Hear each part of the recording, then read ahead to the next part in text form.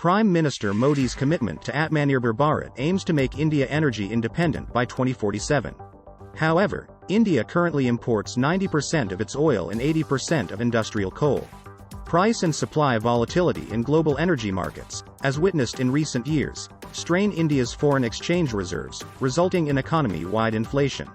Recent dramatic declines in clean energy costs provide India an opportunity to lower energy imports through investment in renewable energy, battery storage, EVs, and green hydrogen. This study assesses a pathway for India to meet its growing energy needs and achieve near-complete energy independence by 2047, focused on India's three largest energy-consuming sectors: power, transport, and industry, which collectively account for more than 80% of energy consumption and energy-related CO2 emissions.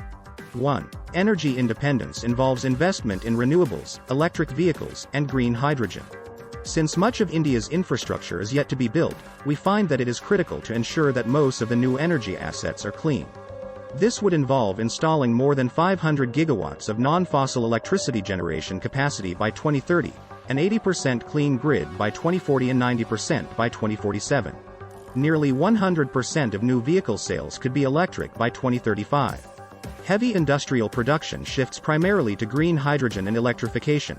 90% of iron and steel, 90% of cement, and 100% of fertilizers by 2047. 2. India can achieve energy independence through clean technology by 2047.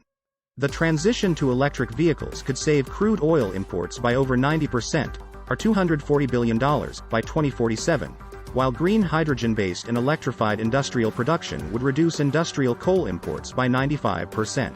Lithium needed for manufacturing new electric vehicles and grid-scale battery storage systems, approximately 2 million tons cumulative between 2023 and 2040, could be produced domestically using newly discovered reserves. 3. Energy independence is economically advantageous. Clean energy will reduce and inflation-proof India's energy expenditure as renewables, EV batteries, and hydrogen infrastructure are capital assets with rapidly falling costs. A shift to electric transportation will create $2.5 trillion, 19 million Indian rupees crores, in net consumer savings by 2047. Indian industry, to remain globally competitive, must also transition to clean technologies like green steel manufacturing, as major export markets, EU, make carbon neutrality commitments. 4. The clean energy transition would have minimal impacts on tax revenues. Fossil fuel taxes, duties, and royalties contribute approximately 12% of state and central government revenue.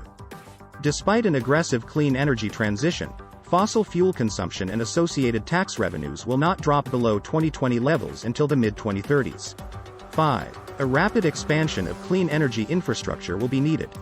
Because of transport, industrial electrification and green hydrogen production, electricity demand could increase nearly fivefold, from 1,300 terawatt-hours per year to over 6,600 terawatt-hours per year by 2050.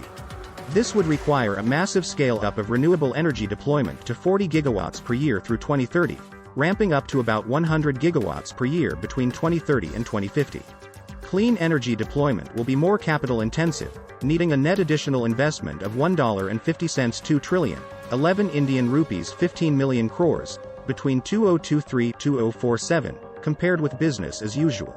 6. Achieving energy independence could offer environmental and public health benefits without compromising economic growth. With an aggressive clean energy transition, over 4 million air pollution-related premature deaths could be avoided between 2023-2047. India's CO2 emissions will peak in the early 2030s, before dropping to approximately 800 million ton per year by 2047, 85–90% of the way to net zero emissions. 7. Managing the clean energy transition would require significant policy support. 7. The policy ecosystem needs to have 5 pillars: deployment mandates for commercial, cost-effective clean technologies that provide the economies of scale, financial support for emerging technologies, long-term infrastructure planning, accelerating, scaling domestic manufacturing, and planning for a just transition.